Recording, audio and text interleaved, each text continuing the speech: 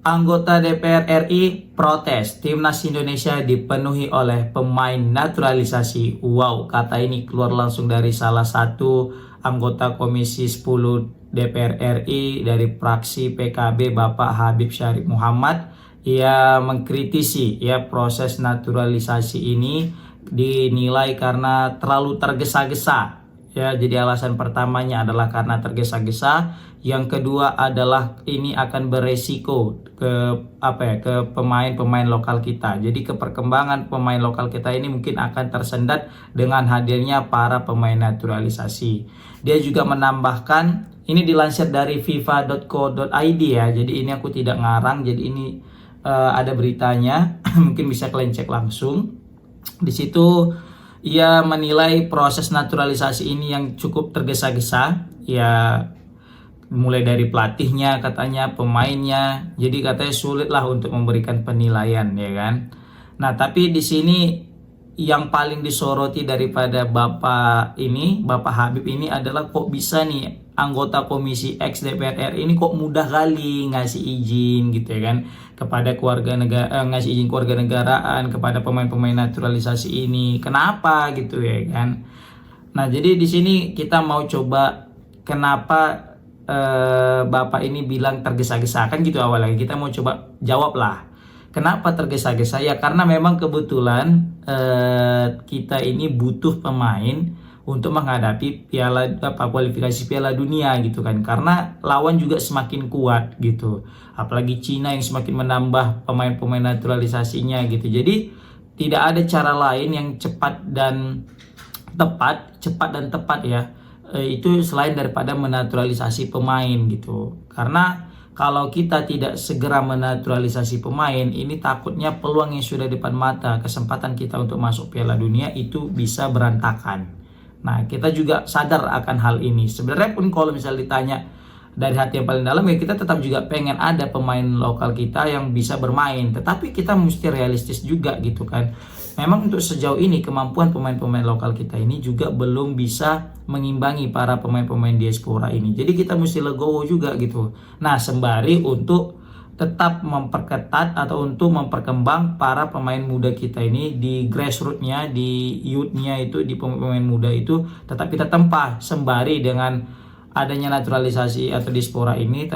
Ini kan jangka pendek, jadi seumpama nanti udah selesai pemain-pemain yang kita bina dari usia muda tadi itu bisa untuk menggantikan mereka. Kan itunya sebenarnya tujuan daripada proses naturalisasi pemain diaspora ini. Bukan murni memang pengen udah orang keturunan semua, enggak gitu ya kan. Tapi sejauh ini memang itu pula yang terbaik kan. Jadi kalau itu yang terbaik, ya udahlah itu lah kita mainkan ya kan. Ngapain kita mainkan yang enggak terbaik kan, gitulah singkat cerita, biar bisa bersaing. Soalnya bisa aja kita menemukan pemain-pemain yang lokal semua, tapi ya resikonya itu kita akan kalah dan kehilangan poin. Dan kalau misalnya kita kehilangan poin, kita akan terdepak dari peringkat 3 dan 4, sehingga kita tidak bisa berpeluang masuk Piala Dunia. Nah, ini yang sangat disayangkan. Makanya pemerintah melalui Bapak Menpora dan juga PSSI Federasi itu bersinergi untuk segera mempercepat proses naturalisasi ini. Yang penting alasannya demi nasionalis lah, demi Indonesia, tidak ada kepentingan pribadi kan gitu. Jadi,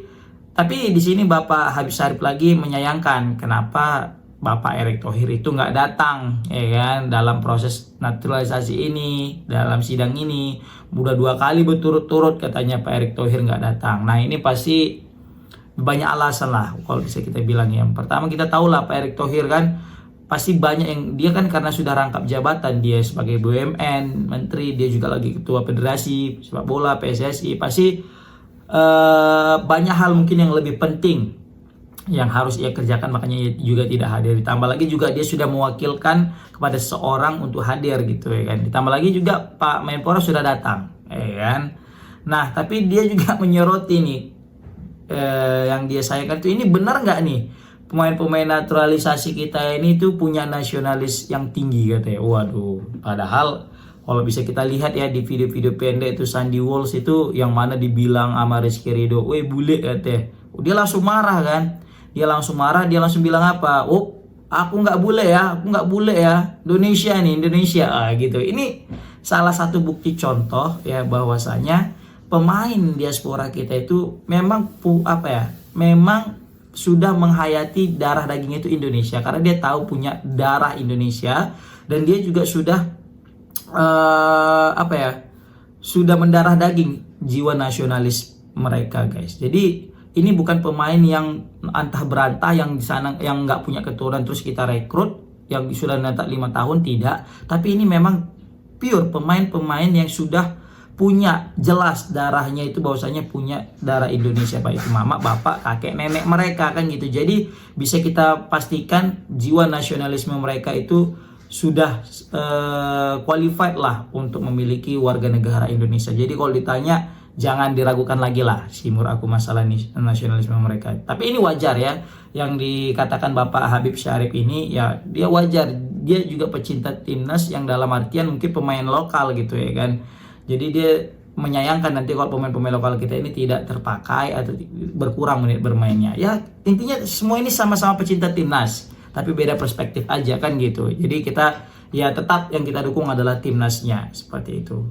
Jadi beliau itu nganggap sayang nanti kalau nasionalisme mereka itu kayak artifisial gitu kan, kayak buatan gitu. Tapi insya Allah enggak lah Pak, kan.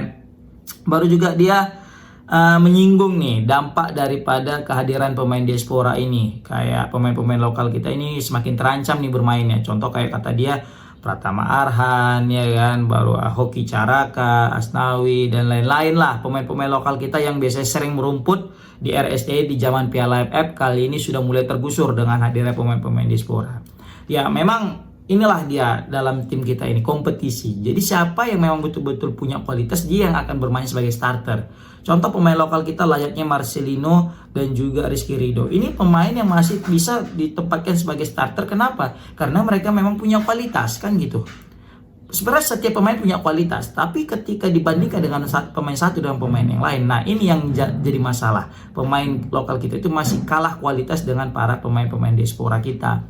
Nah jadi sebenarnya Coach Sintayong kemarin itu sudah fair ya untuk memberikan kompetisi di dalam tim itu sendiri untuk menunjukkan kehebatan mereka, permainan terbaik mereka sehingga bisa dipilih untuk starter kan gitu. Bahkan Coach Sintayong sudah membuktikan dengan menurunkan beberapa pemain yang didominasi oleh pemain-pemain lokal kita. Terbukti kita kalah melawan China.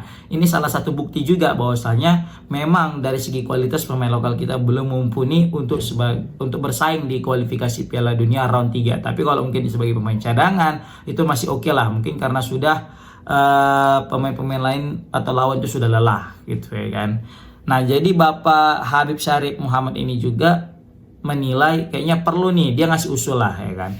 Kalau bisa dibatasi nih pemain naturalisasi kita ini, jangan banyak kali gitu, jangan dipenuhi satu tim pemain naturalisasi, gitulah singkat cerita kata Bapak ini kan. Jadi kalau bisa ada porsinya itu 60% pemain naturalisasi, 40% pemain lokal. 40 pun nggak apa-apa lah, yang penting ada 40 katanya. Yang penting adalah pemain lokal kita itu ada di lapangan. Gitulah harapan daripada Bapak Habib Syarif. Tapi tenang aja Pak, kalau menurut aku ya tenang aja Pak. Nanti lambat laun juga pasti banyak nih pemain lokal kita yang bermain sebagai starter. Ini kan jangka pendek, jangka cepat dan tepat gitu. Karena nggak ada waktu lagi untuk nunggu sampai pemain-pemain muda kita ini bisa berkembang layaknya pemain profesional yang ada di diaspora kita ini guys, seperti itu.